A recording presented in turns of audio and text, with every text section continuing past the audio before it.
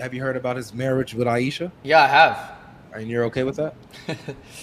This Christian apologist will not stop amazing us on social media. If I was the one trying to defend a Muslim who is about to change his religion to another religion, I will start by telling him about the beauty of Islam, what he is going to be missing if he leaves Islam. I will start to tell him about the beauty of Tawheed, which is the core, the central core of Islam. I will start to tell him about the good brotherhood in Islam. But when it comes to the Christian apologists, what they do is attack Islam, which means they don't even care if you leave Christianity. They don't care.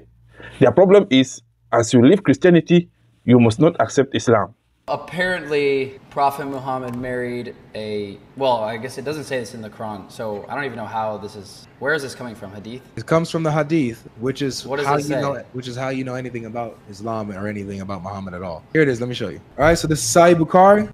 Why can't he try to convince him with Christianity itself? Convince him with the Trinity.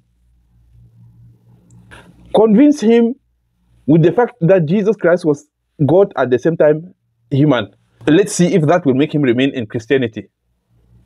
Convince him that there are no contradictions in the Bible. Convince him that you guys did not change the Bible and add and delete and subtract and whatsoever. Convince him that the Bible is still authentic as it was revealed to Jesus. We don't have the original Bible. We know it's been changed. We would never make these claims. The same way we would do, the same way we would tell anybody who is about to leave Islam that don't you look at the Quran that Allah has sent to you?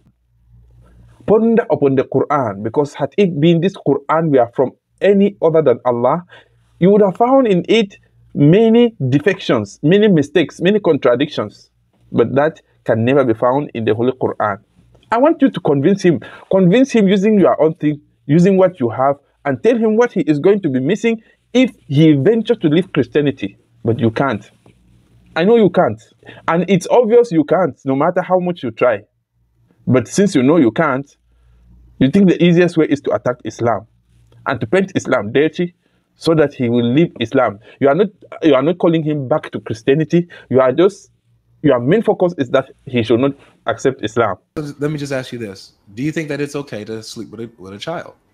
Mine's No excuses, Grayson. No excuses. Would you be able to condemn Muhammad for sleeping with a little girl? If she was a little girl, yes. Do you think a 6-year-old or a 9-year-old is a little girl? The 6 or 9-year-olds that I see today, yes, they are little girls. Okay, so Muhammad slept with a 9-year-old. He slept with a little girl. Will you condemn Muhammad for doing that? If Muhammad slept with a little girl, then yes. According to the sources, he did. According to Islam, that's who they're trying to tell you to follow. Someone who slept with a little girl and said that God showed her. Actually, when it comes to the issue of Mother Aisha and the Prophet sallallahu alaihi wasallam, which is their main focus of attack on the Muslims, which actually, if you will permit me to say, has become boring. So I discovered this is their strategy. Repeat a lie 1,000,000 times until everyone thinks it is the truth. But as for us, we are going to repeat the truth tens of millions of times so that the truth will take its place and falsehood will have no other choice than to perish. Our Prophet Muhammad sallallahu alaihi wasallam did not marry a child. Our mother Aisha was not a child when the Prophet consummated the marriage with her. She was already an adult. So God has made, I didn't make the rules, neither did you. God made it so that a woman can get pregnant after she hits puberty, which is defined as when she menstruates for the first time. Not really. I mean, menstruation is not a sign that she's ready for sex just because she menstruates. Now, it's possible that she can get pregnant. Ready for, well, but it doesn't mean but that's the purpose of sex, is for a child. So if she's able to have a child, then God has made it to where if she's able to have a child and she wants to, then she can have a child. No, that's not the case. That's not how that works, Grayson. Getting your menstrual cycle doesn't mean that you're ready for a child. Like, your body's not grown yet. Your body's not fully developed yet. This is why. But if you can get pregnant, then. So let me just ask you this: do you think that it's okay to sleep with a child? I actually thought there was logic in this God logic, but actually there is nothing. He is talking about something that happened 1,400 years ago, as if it happened yesterday. Even if it happened yesterday, girls are getting matured and witnessing their first menses at the age of 10.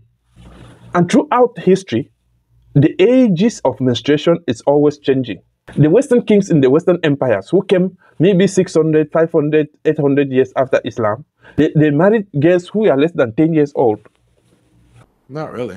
I mean, menstruation is not a sign that she's ready for sex just because she menstruates. Now, it's possible that she can get pregnant. I'm ready for, well, but it doesn't mean but that's the purpose of sex, is for a child. So if she's able to have a child, then God has made it to where if she's able to have a child and she wants to, then she can have a child. No, that's not the case. It's not how that works, Grayson. Getting your menstrual cycle doesn't mean that you're ready for it. I wonder where Godlogic studied his own medicine. I'm sure he graduated from the school of Sam Shamoun, actually. If puberty is not a sign of sexual maturity, then what is it?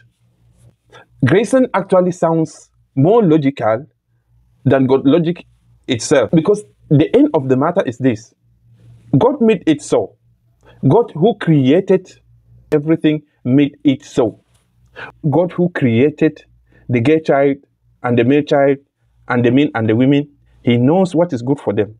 And he knows when they are ready for whatsoever duty he has placed on them. Mr. Godlogic, you will never be able to convince anyone that Islam is fake because the Prophet married a girl who was matured enough to get married.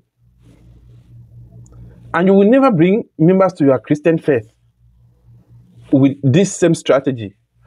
If I were you, I would spend my time studying the Bible and exposing those who corrupted it. Please do not go away without subscribing. Turn on the notification button and share this video. May Allah bless you as you do so. Wassalamu alaikum wa rahmatullahi wa barakatuh.